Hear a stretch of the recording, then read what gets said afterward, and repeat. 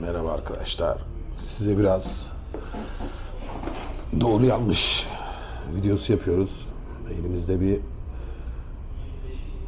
Vaporesso Revenger, yani SAP OHM denilen yüksek buhar çıkaran bir cihazımız var. Gördüğünüz gibi watt olarak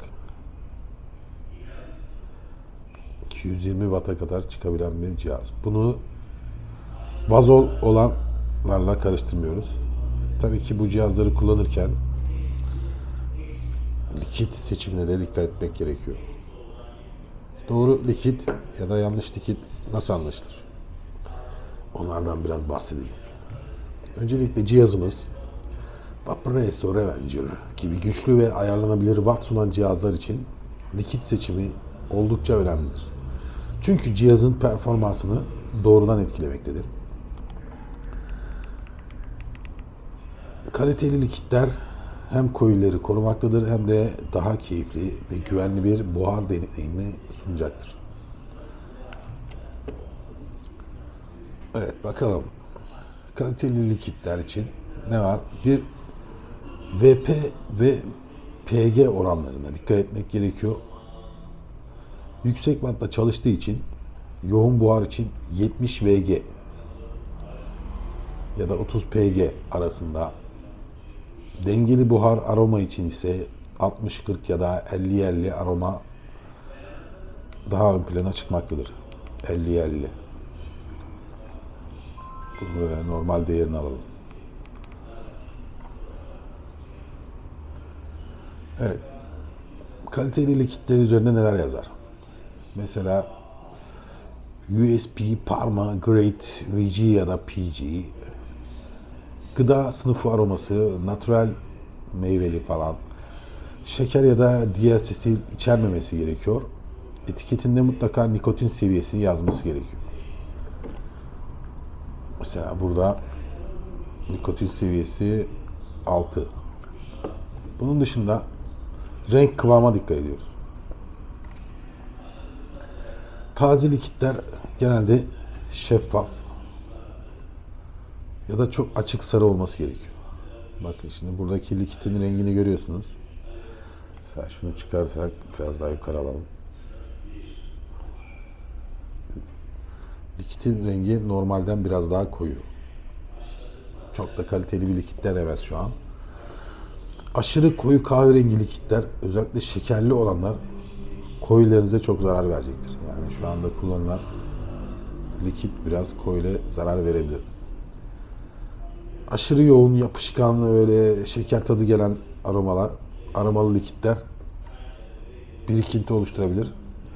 Tatlarına geldiğinizde aromaları dengeli olması lazım. Yani içtiğinizde boğazı yakmaması, çok yapay bir tat almamanız lazım. Kokladığınızda plastik ya da kimyasal gibi değil, gerçek meyve aromasına yakın ya da tütün kokusu falan almanız lazım. İçtikten sonra da ağzımızda acı veya metalik tat kalmaması lazım. Ya likitte ya da koilinde bir sıkıntı vardır. Evet, markalar genelde şeffaf içerikler verir. Yani gerekli bilgileri üstünde bulabilirsiniz. Bu likit mesela yapım bir likit. Belli yani. Ama güzel. Son kullanma tarihi üstünde yazması lazım. Bunda var mı? Yok. Kullanım talimatı var.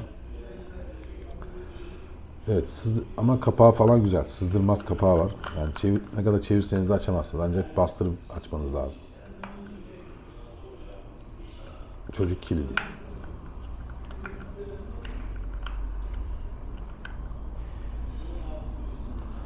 Evet, markalara bakalım. Neler önerebiliriz mesela?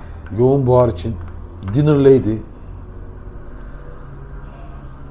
dengeli aromalar için Nasty Juice, yoğun tütün severler için Hello Black Note, yerlilerde de Mad Juice, Big Boy, Drip More ya da Ov tercih edebilirsiniz. Zıkkım. Zıkkım çok iyi. Evet. Tatlı yoğun likitler coil'i 2 günde yakabiliyorlar arkadaşlar. Çok bozuk coil'ler. Çok meyvemsi olanlar da sıkıntılı olabilir. Şeker katkısı az olan likitler hem coil'imizin de ömrünü uzatacaktır. Mesela ben coil'i bayağıdır kullanıyorum. Hala çok boğazı yakan bir tat gelmiyor. Kötü bir tat gelmiyor. Niye? Likiti iyi kullandığımızdan hem de tasarruflu kullanıyoruz. Evet. Bunun dışında başka ne söyleyebiliriz?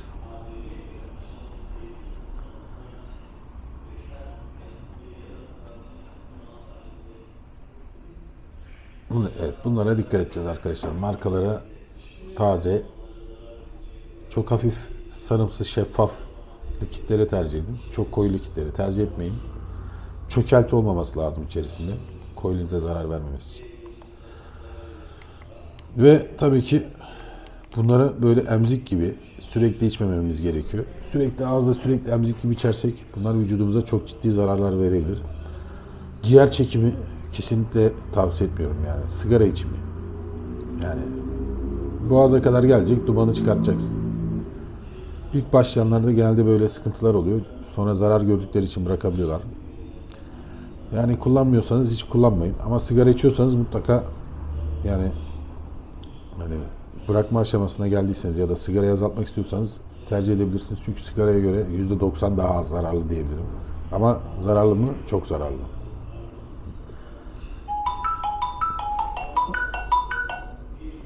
Onun dışında cihazlarınıza çok dikkat edin. Cihazlar mesela çok dandik cihazlar patlama riski oluşturabilir. Ve mutlaka bunların kilidi var. 5 kez bastığınızda kilitleniyor. Mutlaka buna 5 kez basmanız gerekiyor. Açık bırakmayın. Açık bir şekilde cebinize falan koymayın. Çok risk teşkil edebilir. Bir de çok narin cihazlar. Herhangi bozulduğu zaman tamir etme şansınız da yok.